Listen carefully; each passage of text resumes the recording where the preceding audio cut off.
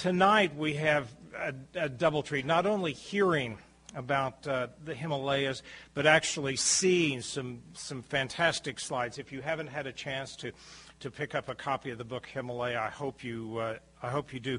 Brock Coburn is a graduate of Harvard. He has spent of the last 3 decades, 2 of the last 3 decades, in the Himalayas, writing about the Himalayas, studying the Himalayas, learning about them.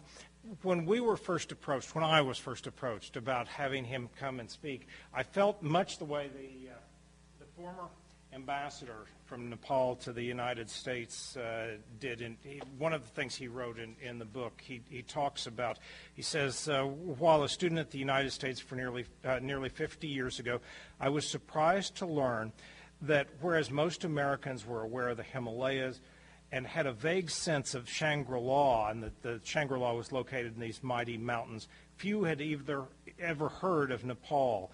Even in the late 80s, when I served as Nepal's envoy to Washington, I recall President Ronald Reagan telling me, "I'm afraid, Mr. Ambassador, that my knowledge of Nepal is limited to Lost Horizon."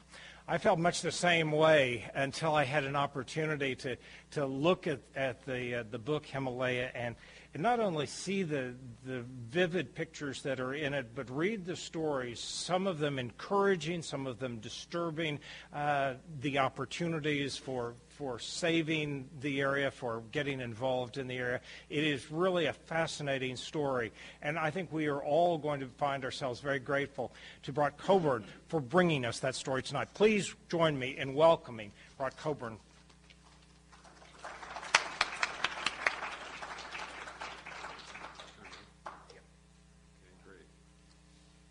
Thanks very much, Tony. It's an honor and a privilege to be here. Thank you for coming out this evening. What you're about to hear about, or let's say participate in, is a different sort of travelogue. It's one that I like to say begins on the summit of Mount Everest.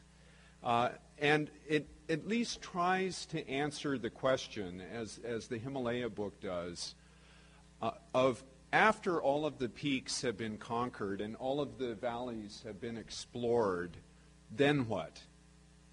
Well, even though it was the Peace Corps that took me to Nepal more than 33 years ago, it was really the mountains that drew me. And it's their...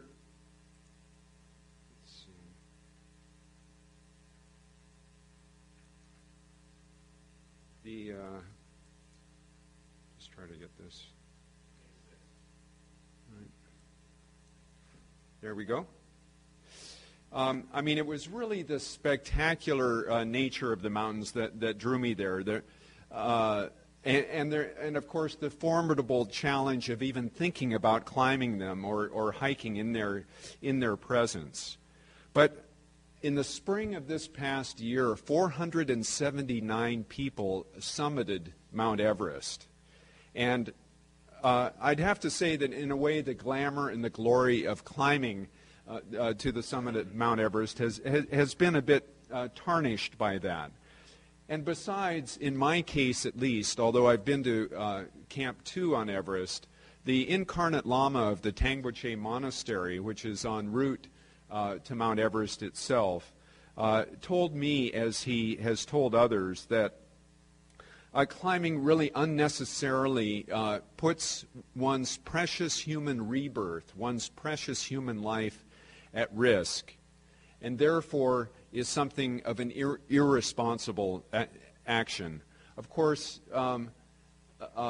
the Sherpas are immune, in a way, to that sort of admonishment from the High Lama of Tangboche, partly because the Sherpas are climbing for a job to support their families. So they're doing it for their sustenance.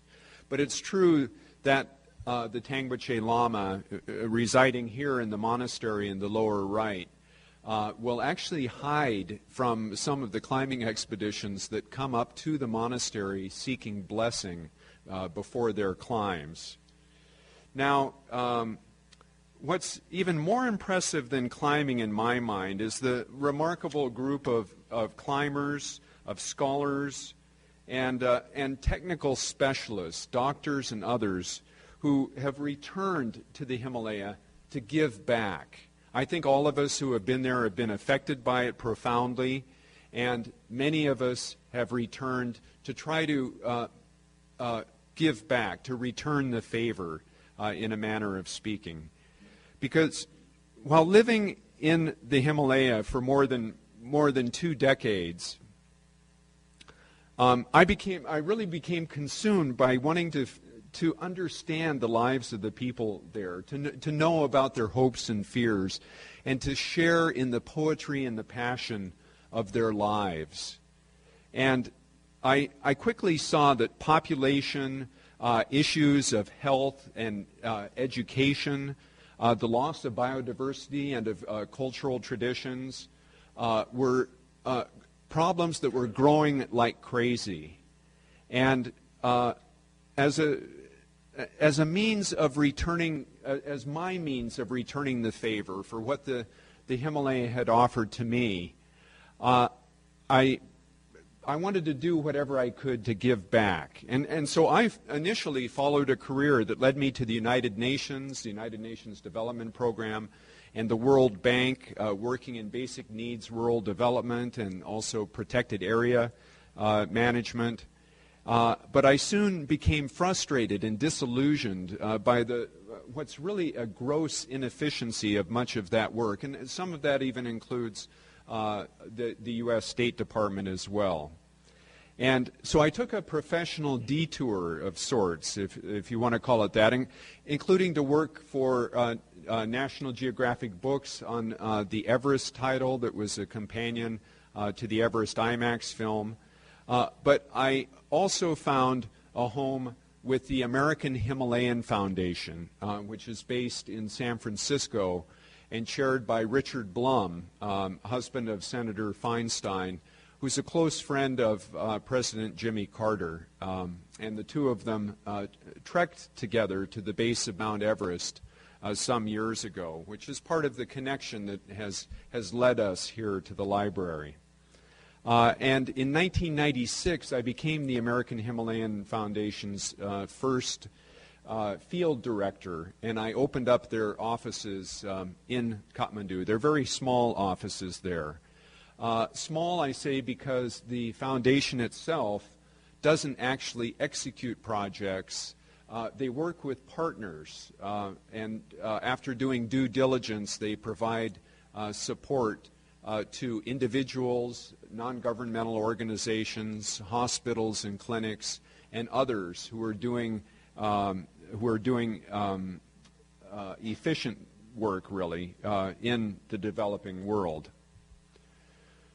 Well, one of the issues that really highlights how history, I think, will remember all of us concerns the Tibetan people. And ever since the Chinese occupation of Tibet in the 1950s, immigrants from eastern China, the Han Chinese, have really been inundating Tibet, lured westward by China's economic machine and economic super development that's going on, and which now includes Tibet.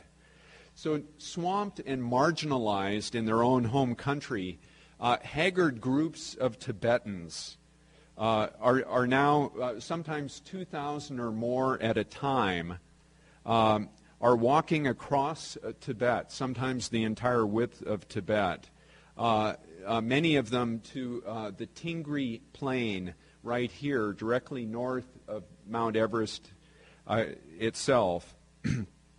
They're headed for Dharamsala in northern India, where His Holiness the Dalai Lama has taken refuge, in hopes of an audience with the Dalai Lama, blessings from the Dalai Lama, and possibly an opportunity for education or maybe even employment in exile, or possibly even moving further beyond that and traveling to Europe or the United States looking for work. They're also looking for religious freedom, which isn't offered in Tibet, really, although the Chinese are making something of an effort to showcase what appears to be religious freedom. And they're also looking to maintain their language, which is being lost by being overtaken by Chinese within Tibet as well.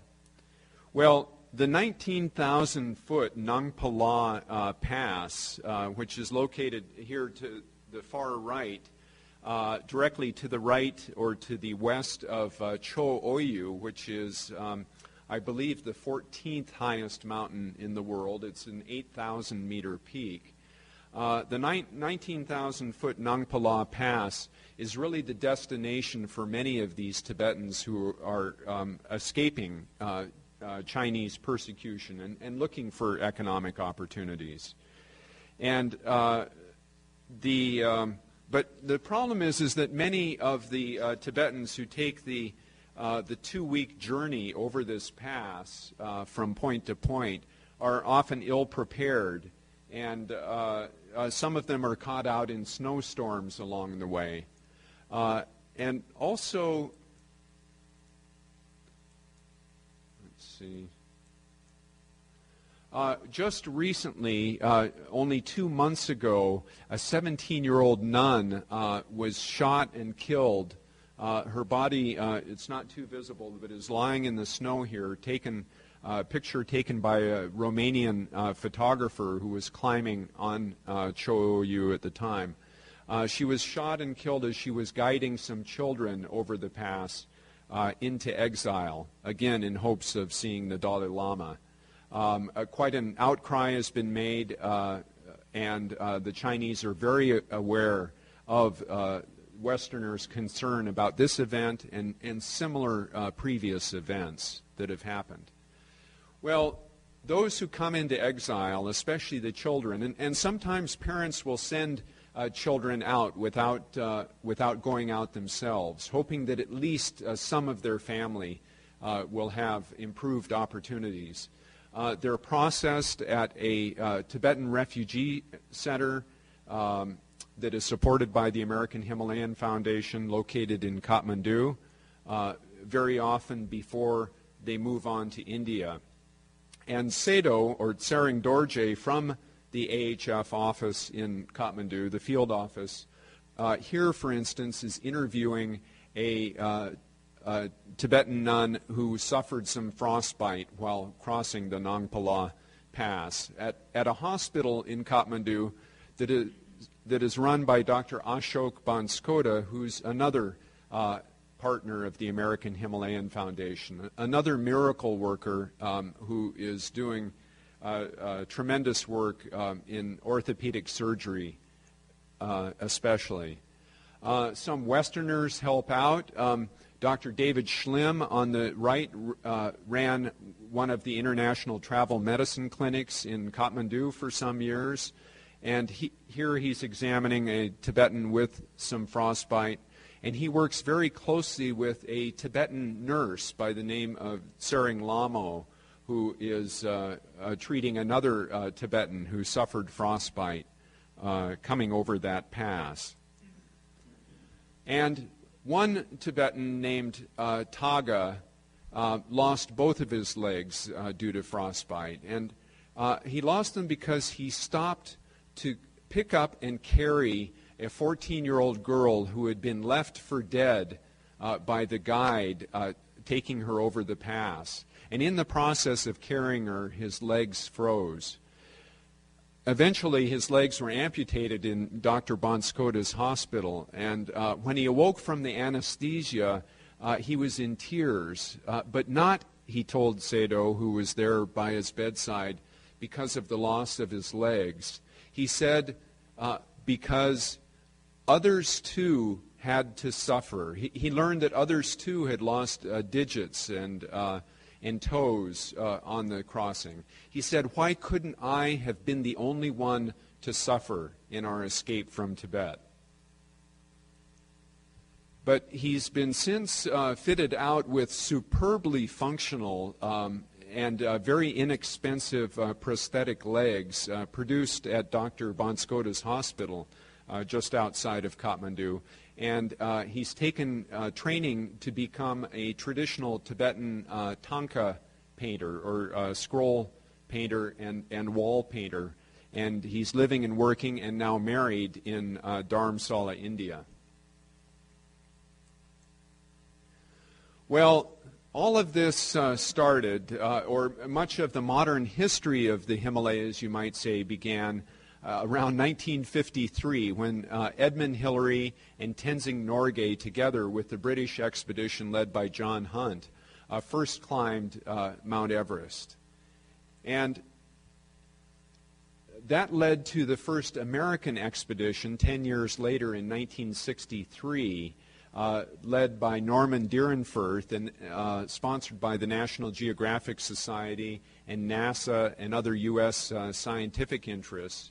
And it included Jim Whittaker, the tallest one in the right group of people, who was the first person on Everest and is a contributor to our Himalaya book, as well as Dr. Tom Hornbein, who's the bald guy just to the left of Jim Whittaker, Dr. Gil Roberts here, who until he passed away a few years ago was married to the American Himalayan Foundation president, Erica Stone, who's sorry that she can't be here tonight, and Jimmy Roberts, who started a trekking company in Nepal called Mountain Travel, which has been emulated around the world.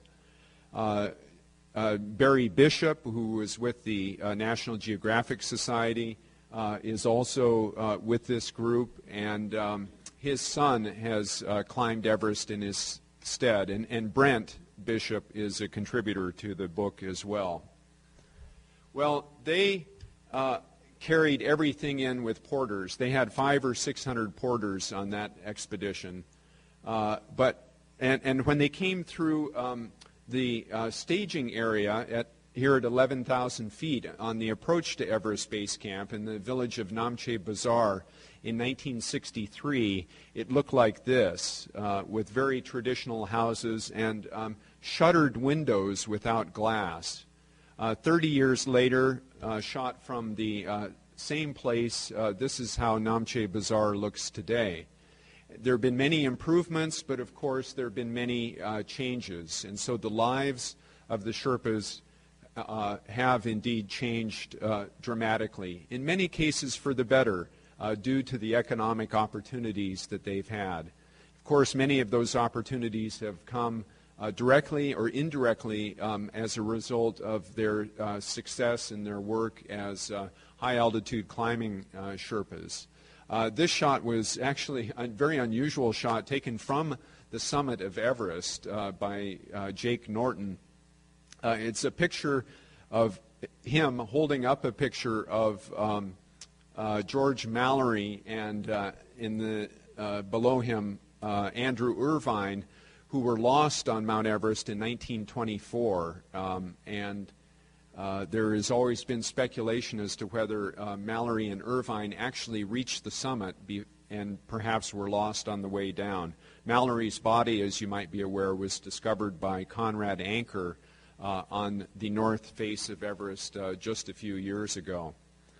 But despite all of the economic pressures that have affected the Sherpas and the people of the Himalaya, they have scrupulously maintained many of their traditions and their local dress and their religion.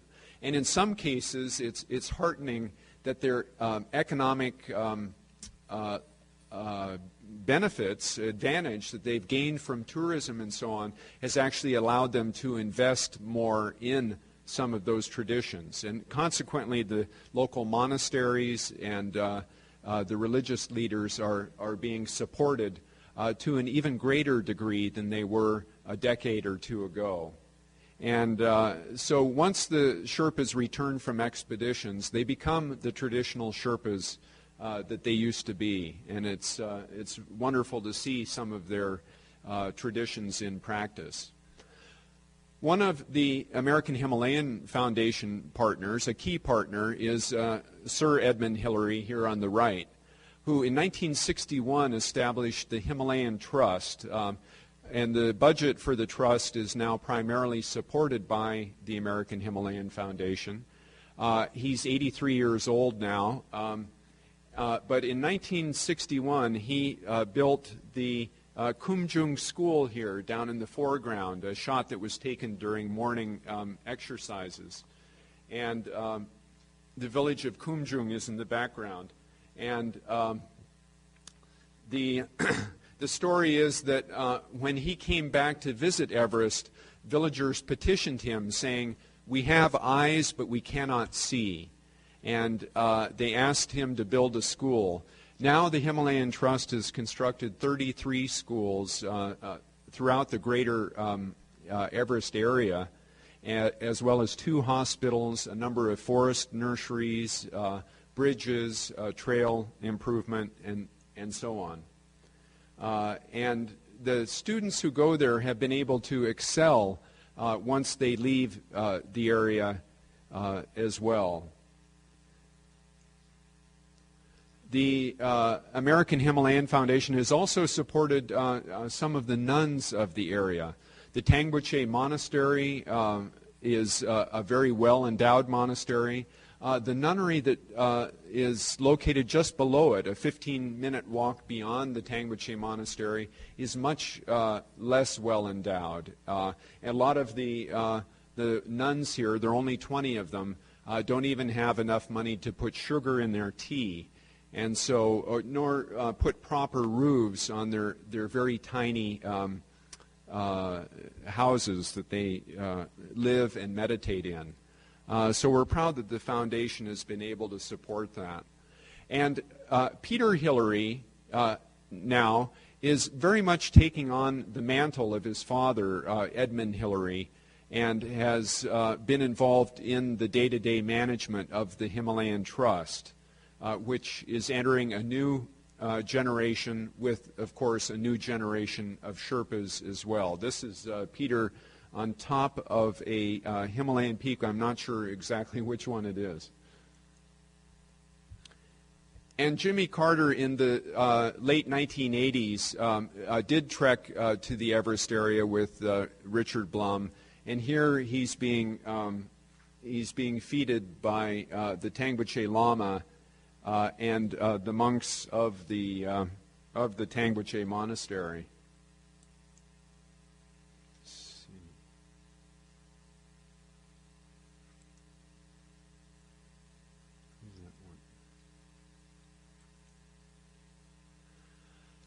Another somewhat heartening development in the Everest area is improvement in wildlife conservation. Numbers of snow leopard have actually increased. This is actually a Himalayan tahr. It's a goat antelope that's one of the key prey species to the snow leopard.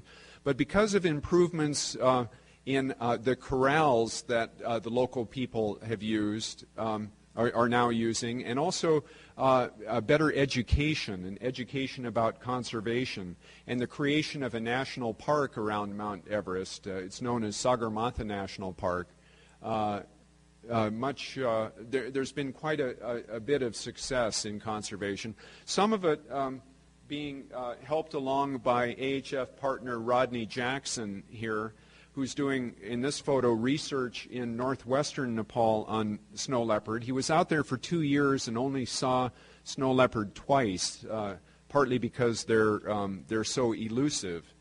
But he was able to get a radio collar on one of them, and the information that they gathered from that has been very useful. This photo that was taken by a camera trap that Rod set up in northern Ladakh, catching one of the snow leopards there.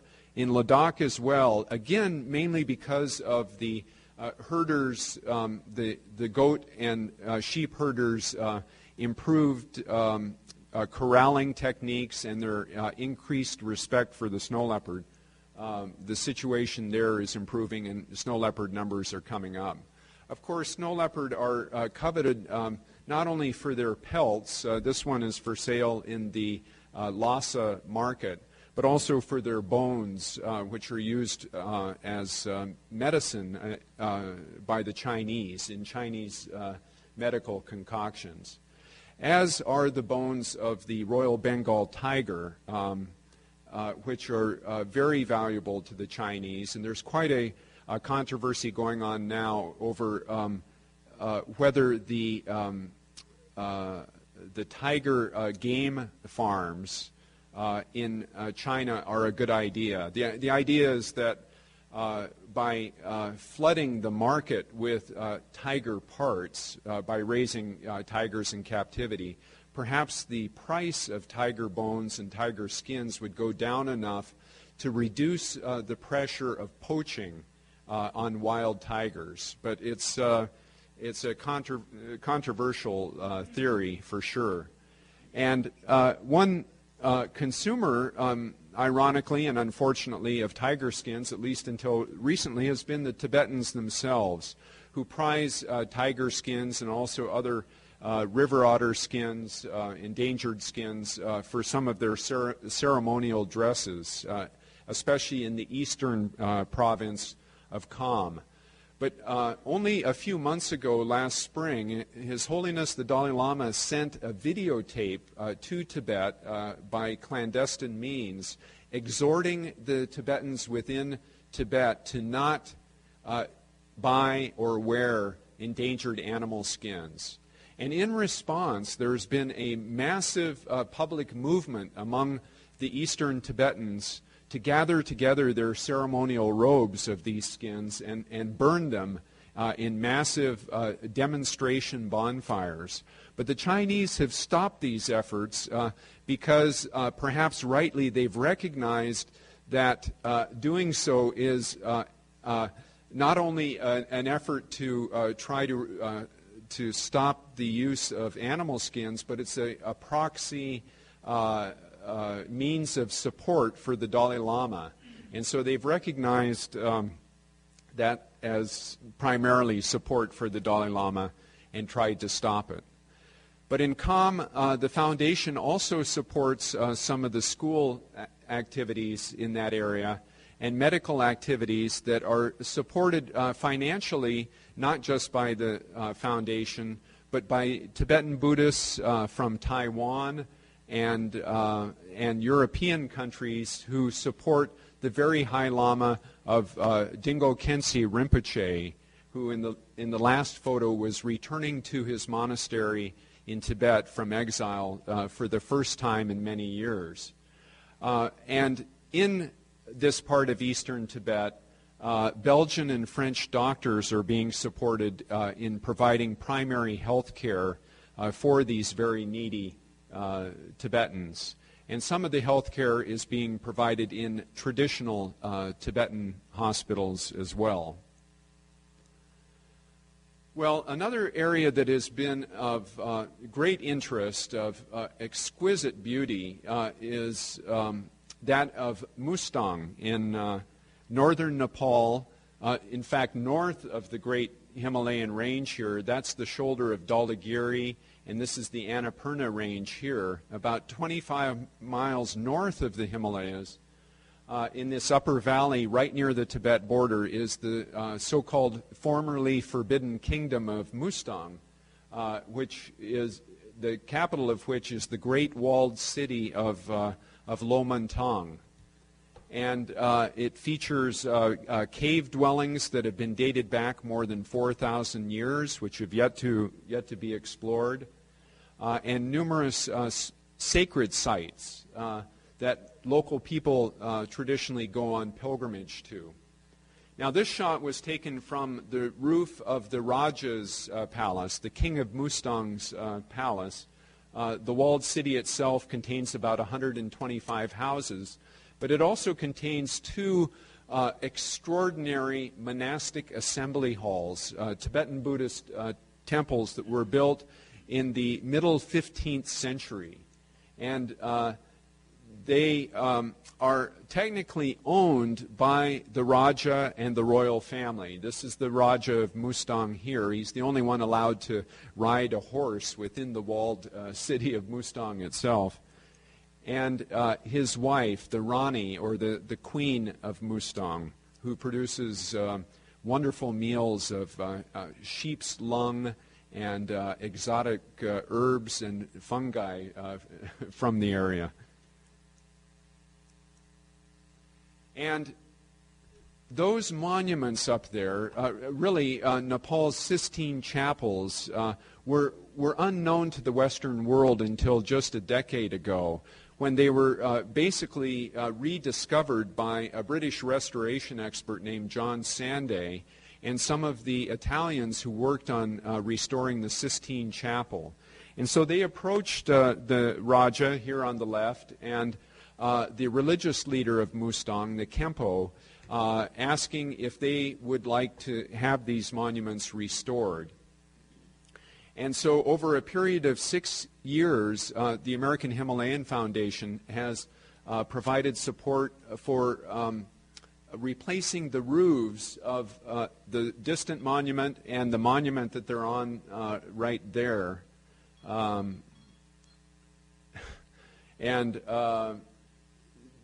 Because what's happened is that the roofs have been leaking due to ice dams that form on the roof, and they create washdowns, or they send gullies of water down the wall paintings that are located inside inside the monuments themselves.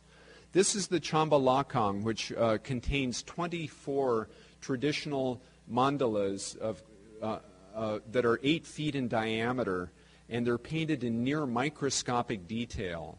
And until a few years ago, they were covered in soot, centuries of soot, really, from butter lamps. And the Italians have not only been very careful and expert in restoring these priceless paintings, but what they've done that's really of perhaps the greatest pride for the foundation is that they've trained nearly 30 local people, 30 lobas as they're called, in the art and the science, the very difficult science of restoring wall paintings.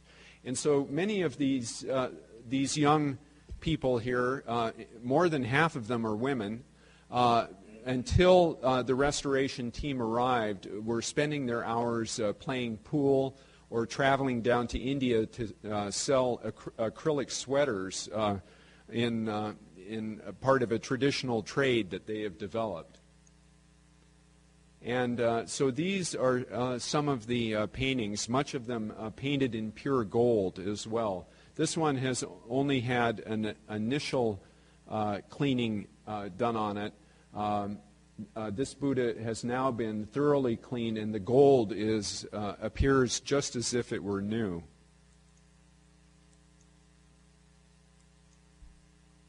But Mustang is changing as well, partly due to a road that is coming down from Tibet. The Chinese are building a road right through Mustang to a center about 30 miles to the south in Jomsom, which produces apples and fruit and produce.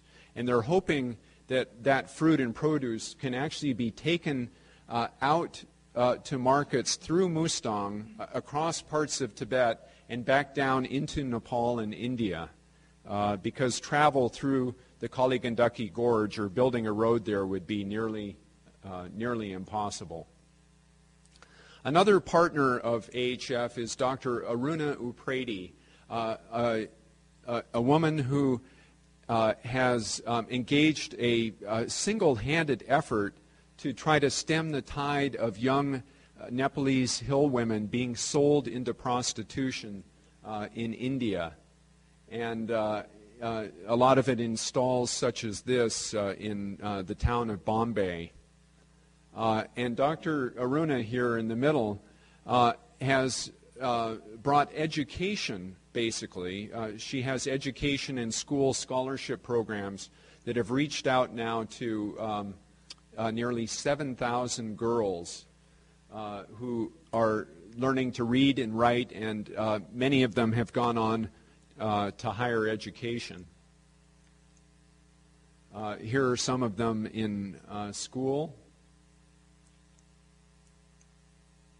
And it not only the education not only keeps them away from a life of prostitution, but also it gives them an opportunity beyond doing manual labor. As probably many of you are aware, throughout South Asia, almost all of the physical labor is done by women. And nowadays, with education, their opportunities have expanded as well. And so that's why the American Himalayan Foundation has really focused on education and alongside it health care for children, including the construction of schools in the most remote areas where they teach the traditional tribal languages along with the national language of Nepali.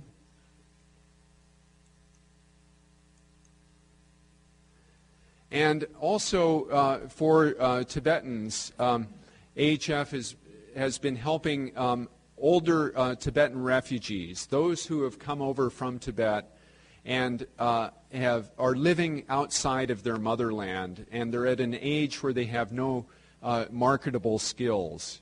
And so there are a number of Tibetan old folks' homes that are located across Nepal and in parts of India. And so AHF has provided very modest but very critical support for them during their final days. They've also supported SEVA and other eye doctors and organizations that are doing cataract surgeries across the Himalaya, including the replacement of the cataract-ridden lenses with intraocular lenses in operations that take from 12 to 15 minutes, bringing eyesight to many people who are effectively blind. And at Dr. Ashok Banskota's clinic just outside of Kathmandu, he and his team of Western-trained Nepalese orthopedic surgeons are really doing miracle work, patching together kids with congenital deformities, burn contractures, and very serious traumas, many of which have gone untreated. It's not uncommon to come across a child or an adult in the hills who's been sitting on a straw mat for years at a time, unable to get up because of a broken leg, a compound fracture that has never been set and has never healed. And so they're able to identify and bring down many of these patients and give them treatment, especially using these Elizarov ring fixators, which allow them to lengthen bone and really do the most remarkable types of patching together of broken and deformed bones. And so many of these kids do go on to lead productive lives, which is one of the objectives of the foundation. And this is done by people who have returned to the Himalayas, not only climbers and scholars and doctors and engineers, but from outside the country, but also Nepalese and others from South Asia who have foregone employment and salaries that would be much more beneficial for them in the West. They've sacrificed that in order to return to the Himalayas and engage in what we really regard as miracle type of work. And so that's all I had. I didn't want to take up too much of your time this evening, but hopefully I've raised a few questions, and I'd be happy to try to answer any questions that you might have.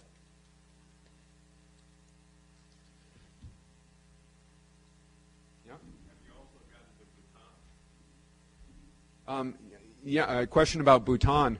John Sanday, who is the conservation expert who's been overseeing the work up in Mustang on those two monuments, has also selected two monuments in Bhutan.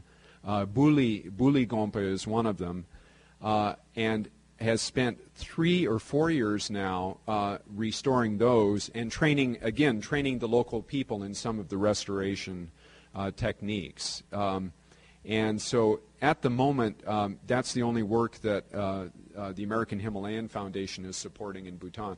The Bhutanese, of course, are very selective about the types of development assistance that they choose to accept, which I think is a very good trait. By comparison, certainly Nepal has been, you might say, indiscriminate in some cases, and so it's become a bit of a mess in terms of outside assistance, foreign investment, local investment, influences from India, and so on. So Bhutan is to be commended for the pace at which they're undertaking their development. I haven't visited Bhutan myself, yeah.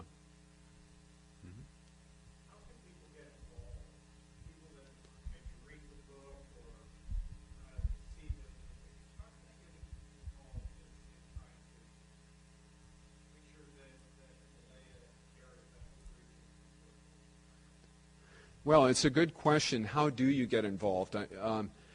Perhaps the best way, if someone is committed to actually spending personal time and dedicating some of their skills and energy to going to the Himalayas and working there, then of course they would want to begin with the skills that they have. If you're an engineer or a doctor or an educator, there are opportunities for all of these people. Having said that, I think it's important to recognize that even in the case of doctors, and in the case of the American Himalayan Foundation as well, there's a certain risk of short-term volunteering. There's quite a ramp-up time and quite a cultural adjustment time that's really required for a foreign volunteer to enter an environment, a working environment in a foreign country like that, and really get up to speed and be able to consistently provide benefit. And so the foundation itself discourages volunteers who want to go over for a period of less than 1 year. And actually in the case of Nepal, it's a bit of a problem because on a tourist visa, which is the easiest to get, you can only get a 5-month visa out of 1 year. You can only go and stay for 5 months. And so that's one way. Of course, the other way is to donate to some of the projects that are being done in the Himalayas. And I would say for the American Himalayan Foundation in particular, they pride themselves on the efficiency of the projects that we support. We do quite a bit of due diligence on all of the projects, and virtually every one of them produces measurable results for every dollar that's invested. Dr. Luke Sunde is a military paramedic who was about to retire when he was 68 years old. His story is in the book. And he returned with his wife from several years of working in a clinic near Kathmandu called the Friends of Shantabawan Clinic. He returned to Walnut Creek, California to think about retiring, and he visited his friends in a rest home there, the two of them did. And they said, come on in, we've reserved a place for you at our bridge table, come and live with us. And they went home that night, Luke said, and they woke up in the middle of the night and said, we can't go there. We have to go back to Nepal. We have to go back and serve. And so now at age 78, he is still in Nepal in a grimy, bizarre part of the town. I mean, a grimy part of the outskirts of Kathmandu, working away every day at this clinic that treats more than 7,000 outpatients a month for an average outpatient cost of about 27 cents. And so he's one of our partners, and we like to work with folks like that. And if you want to dedicate your life in that way, someone like that, of course, is very, very inspiring and humbling for me, certainly, to even know and work with. Mm-hmm.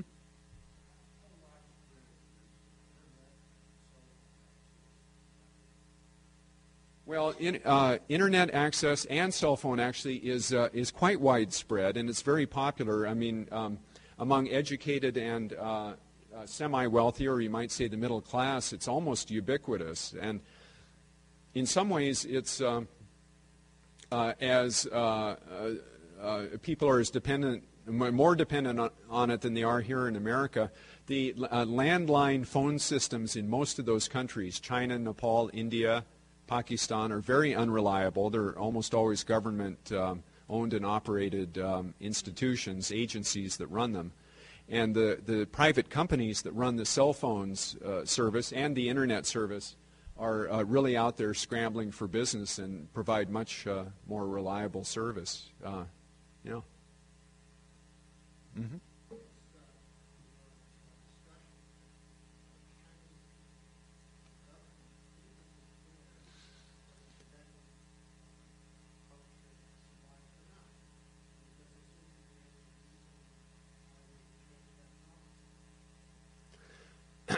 The history of Tibet, of course, is very complex, and the view that Chinese have is complex in the sense that it's perhaps difficult to generalize.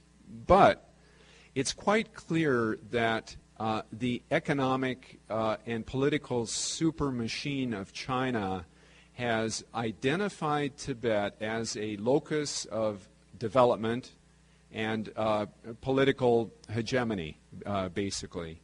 And there is very little hope for genuine Tibetan autonomy in that area, despite, in my view, the claims or the campaigns of movements such as the Students for Free Tibet and other agencies or NGOs here in America that are really working for Tibetan autonomy.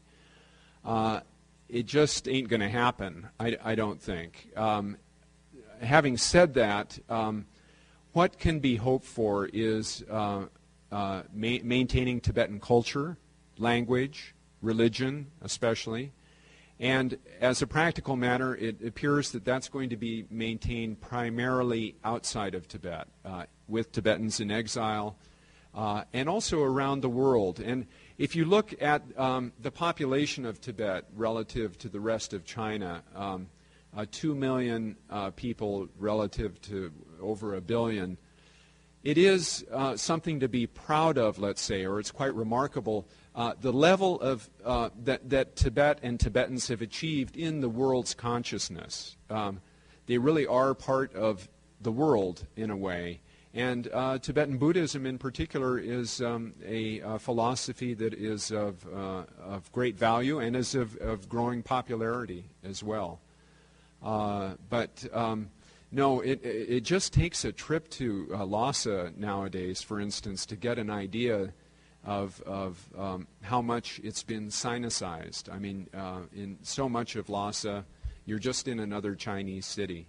And the Dalai Lama's residence, the Potala, and the central cathedral, the Jokang, have basically been turned into museums in a way. Nonetheless, it's remarkable, too, how much the Tibetans within Tibet maintain their faith. It's been 30, 40 years since the Chinese occupation, and yet so many Tibetans still believe in the Dalai Lama. Yeah.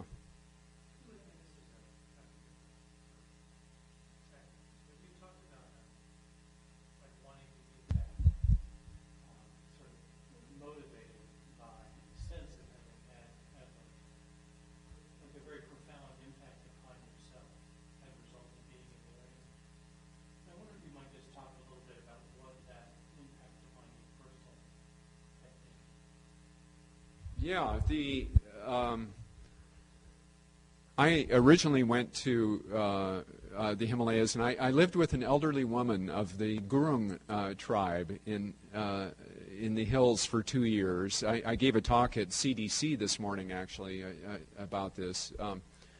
And she taught me so much about life, about respect, about religion, about faith, about service, and about how to get by. Just the simple mechanics of living, you might say. And I think that instilled in me right at the outset not only a certain gratitude for what she gave me personally, but also a feeling that Amma, this woman I was living with, and the other villagers and people that I met had so much to teach me. And that perhaps not just me, perhaps the West as well, that there was so much to learn. And as I pursued that, I found that to be the case, that I felt that I was the one learning, even though ostensibly I'd been sent to teach school. I was actually sent to teach agriculture, vocational agriculture, to farming kids. I mean, these kids, they knew everything about farming. Raising chickens, water buffalo, cows, horticulture, bees. Actually, I helped them out a little bit with bees. I found one thing that I knew that they didn't know. And so I was able to help. But otherwise, I mean, agriculture, forget it. They knew what was going on. What I also found in the process of doing that, and I think this is what led me from a career with the World Bank and the United Nations and USAID. I did work for all of them at various points. But was that much of that development, much of the bilateral humanitarian aid, foreign aid, is inappropriate. And, well, actually, a lot of it doesn't work. I mean, there's so many stories about that. I remember driving out with a very highly paid agricultural consultant in a late model Land Cruiser driving through the country at high speed. And he was there on a 3-day whirlwind tour to write a report, of course. And he looked out the window at these farmers shaping their rice terraces with well, it's a tool called a kodalo. It's a hand tool that has a curved shape to it, and they do it in a motion like this, and they pick up some of the terrace that's up here, the base of the terrace, and it picks up on their tool, and they carry it along, and then it slides off and it lands right in the perfect spot where they want it to create the terrace. And this consultant said, oh, these poor people, I mean, even if they had something like a shovel. And all of a sudden it struck me, because I had lived in villages and I had sat with the blacksmiths around their forge where they make these tools. And they have at least 30 or 40 different terms for the different parts of that tool that they use. The way it's shaped, the way it's formed, and so on. And all of the farmers come and they sit there and they talk with the blacksmith about exactly how they want it to shape. That tool is the perfect tool for what they're doing. It's been developed over centuries. And they use it perfectly in an ergonomic way. It's ergonomically perfect. And so that's just a tiny example. There are countless other examples of how we can learn from them, and how if you want to do development, you have to be very, very careful about how you do it. You can't. You can almost never predict what the consequences are going to be, what the side effects are going to be, the downstream multiplier effects of what you do. Mm-hmm.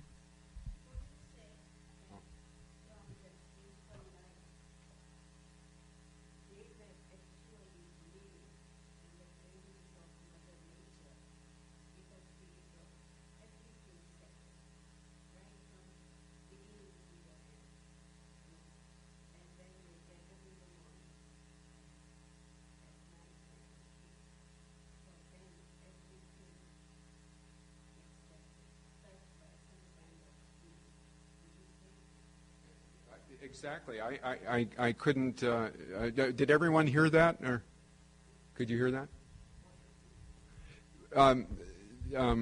She said that part of the reason that they are able to do this, or the lives of these daily people, is a result of their knowledge and their view that everything they do is sacred from the moment that they wake up in the morning until they go to bed at night, and that sacredness really infuses all of the work and the daily life that happens. And I couldn't agree more. That's exactly what is happening, and I think that partly answers your question too about what it was that certainly kept me going and what made me want to give back. I felt that I had learned some of that sacredness. I can't practice it very well, but at least I became aware of it, and I became impressed by it. And it certainly is something when you meet people in the Himalayas. One thing I think they have that Westerners have forgotten about is living in the present moment. They're not so distracted by what happened yesterday or what's going to happen tomorrow, or by what they need to do, or what they haven't done that they needed to do. They are living in the moment, and so it makes them very present. They're very present and very aware, and I think that's a very simple but profound human characteristic or trait that we could all really learn from.